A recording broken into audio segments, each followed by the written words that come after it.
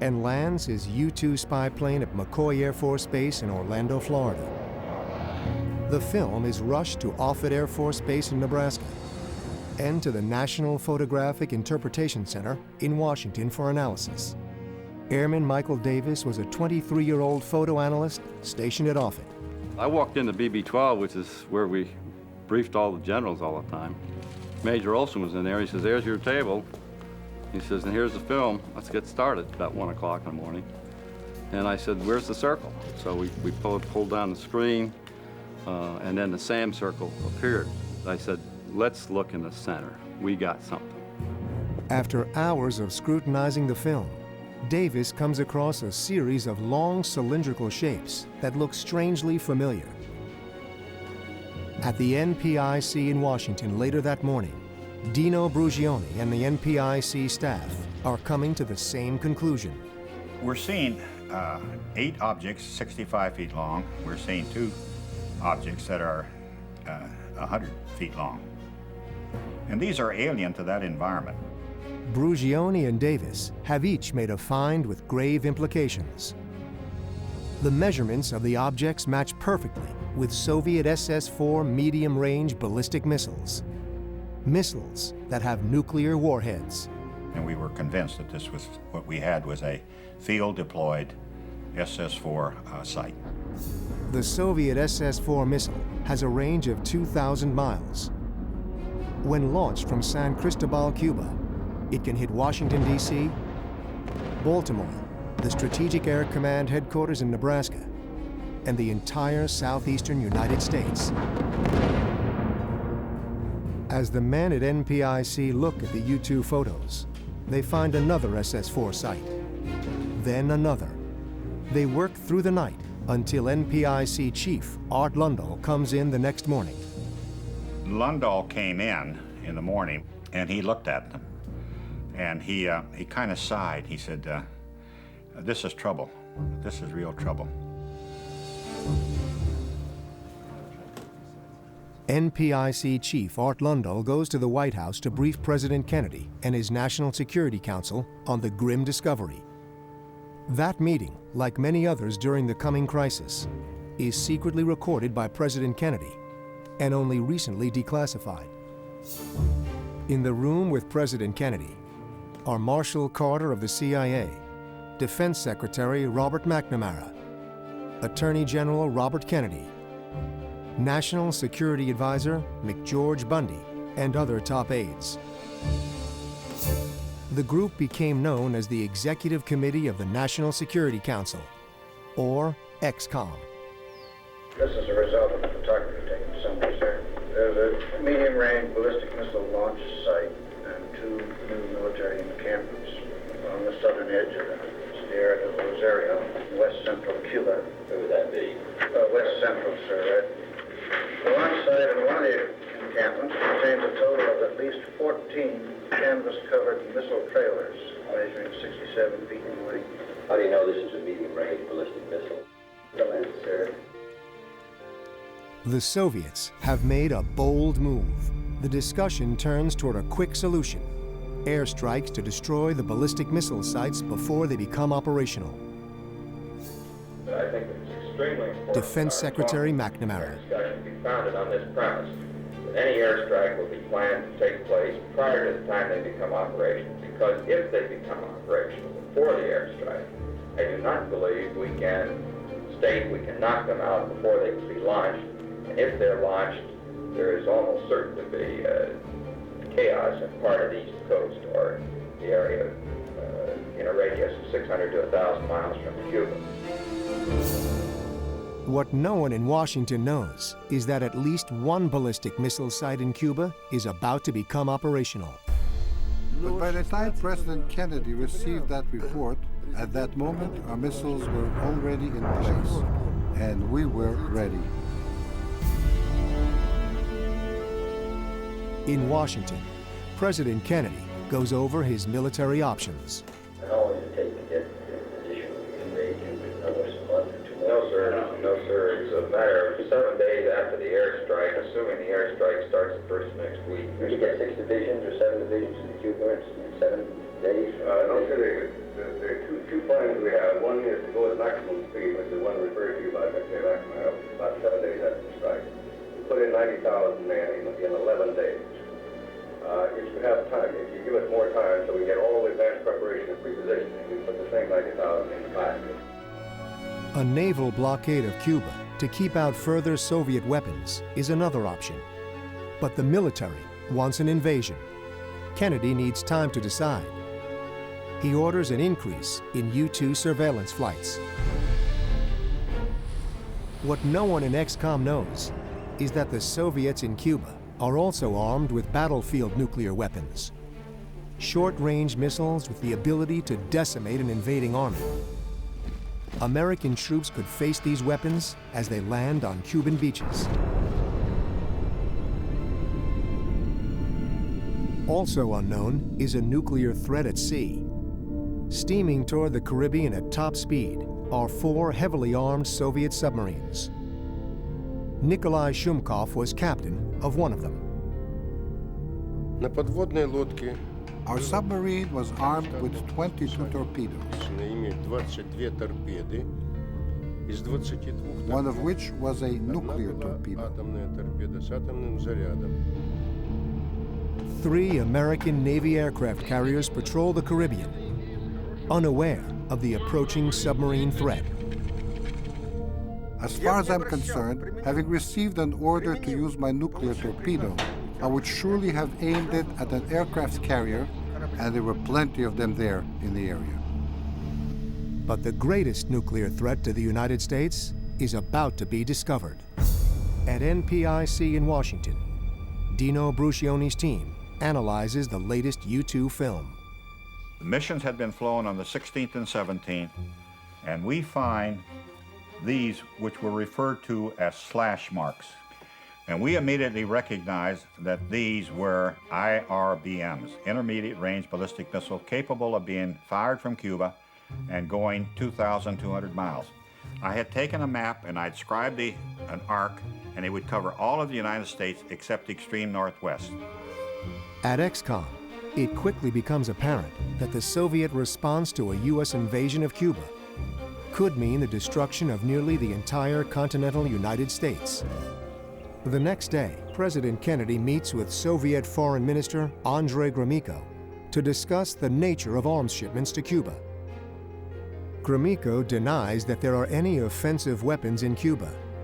Kennedy can prove otherwise, but resists the temptation to confront Gromyko with the photographic evidence. If he decides to take military action against the missile sites or invade the island, he will need the element of surprise.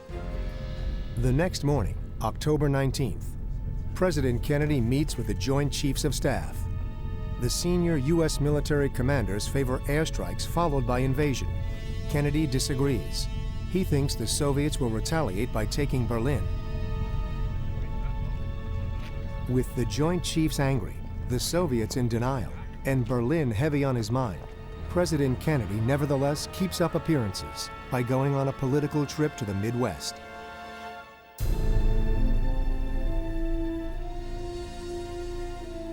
Unbeknownst to the Americans, the first missile site in Cuba is now operational and can launch on 5 hours' notice. One regiment was made combat ready on the 20th. Because of equipment delays, our regiment was not ready until the 25th. In the Caribbean, the tension in the Soviet submarines is fed by an eerie radio silence. Radio communication stopped. There was complete radio silence. There was no radio communication whatsoever, and that seemed odd to us. We guessed that there was an abnormal situation, but we didn't know what it was. Shumkov is not in touch with his commanders, but the U.S. Navy is in touch with Shumkov. We were being hunted by an anti-submarine aircraft. The carrier Essex was blocking us. Its mission was not to let us pass through the defenses.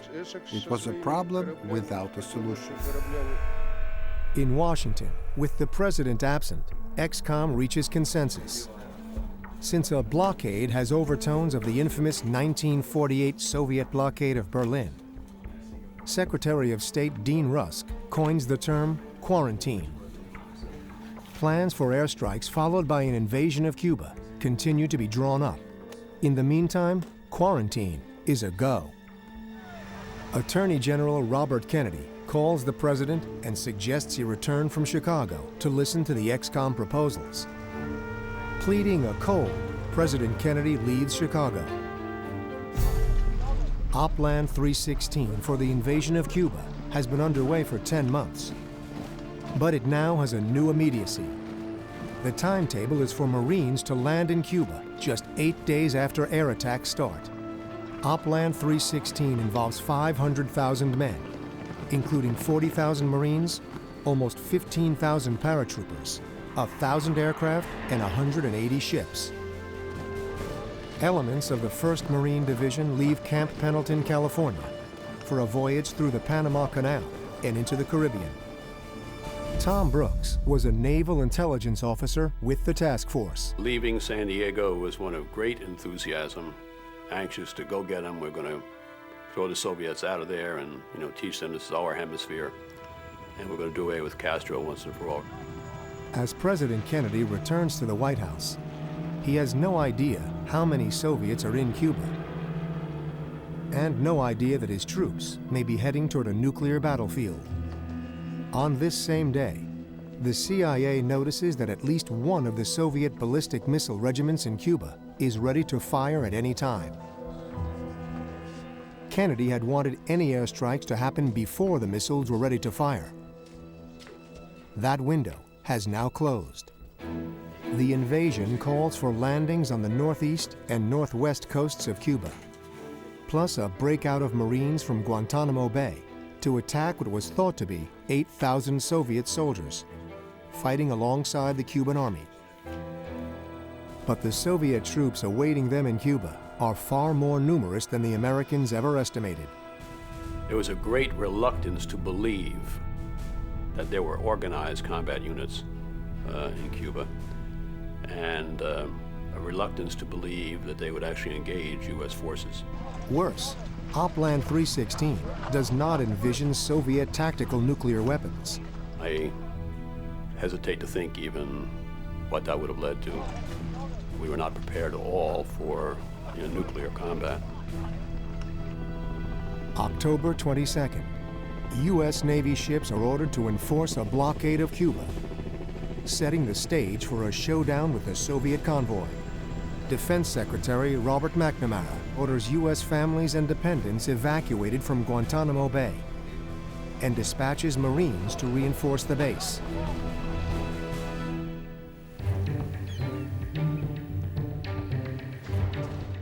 In Havana, Fidel Castro is also preparing for the worst. Al mediodía del día 22. At noon on the 22nd, it was announced that Kennedy would be addressing the nation that night. And we knew as soon as we heard that it would concern Cuba because they have discovered the missiles. A las 15:50. At 3:50 p.m., the armed forces were put on alert. Nuestras fuerzas armadas fueron levantadas en alerta de combate. At 5:45, the combat alarm was sounded, which means the men were in the trenches with weapons in their hands. Plena alarma de combate, los hombres en la trinchera y todos los hombres en sus posiciones. The United States military is on high alert, and the world braces for Kennedy's speech. At 7 p.m. on October 22nd, President Kennedy addresses the American public. Good evening, my fellow citizens. This government, as promised, has maintained the closest surveillance of the Soviet military buildup on the island of Cuba. Within the past week, unmistakable evidence has established the fact that a series of offensive missile sites is now in preparation on that imprisoned island. The purpose of these bases can be none other than to provide a nuclear strike capability against the Western Hemisphere. It shall be the policy of this nation to regard any nuclear missile launched from Cuba against any nation in the Western Hemisphere as an attack by the Soviet Union on the United States, requiring a full retaliatory response upon the Soviet Union. Kennedy's speech echoes throughout the world. The seriousness of the crisis is now exposed. U.S. Strategic Air Command places the armed forces to a higher defense condition. DEFCON 3. When Kennedy announced that the missiles were deployed in Cuba, it was a very serious situation, and war was something that could happen at any moment. We heard President Kennedy on the radio telling the American people that we were on the verge of thermonuclear war. About 10 divisions were gathering in Florida for the invasion of Cuba. We received orders from headquarters for a 4-hour readiness for the use of our nuclear-tipped torpedo.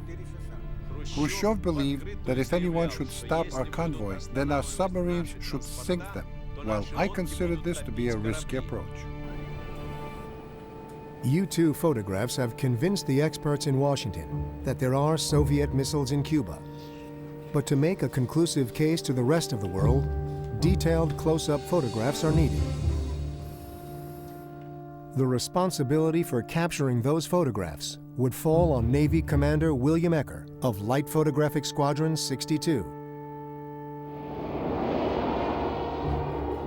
After I took off, there was a strong west wind, and I was flying just a compass course. And I happened to, about after 10 or 11 minutes, I looked up, and there at 11 o'clock was the Havana skyline, and I thought, oh boy, they're gonna know we're coming. So I just turned a little more to the right, headed out to Mariel, and then turned south for about 2 minutes, and I looked down, and there they were. On the 22nd, they were flying at altitudes as low as 100 meters over us. We could even see the pilot in his helmet. I saw the missiles, and they were covered with a camouflage netting, but I could see that they had missile launchers and so forth down there, or trailers, and all kinds of equipment. So I'm there, 1,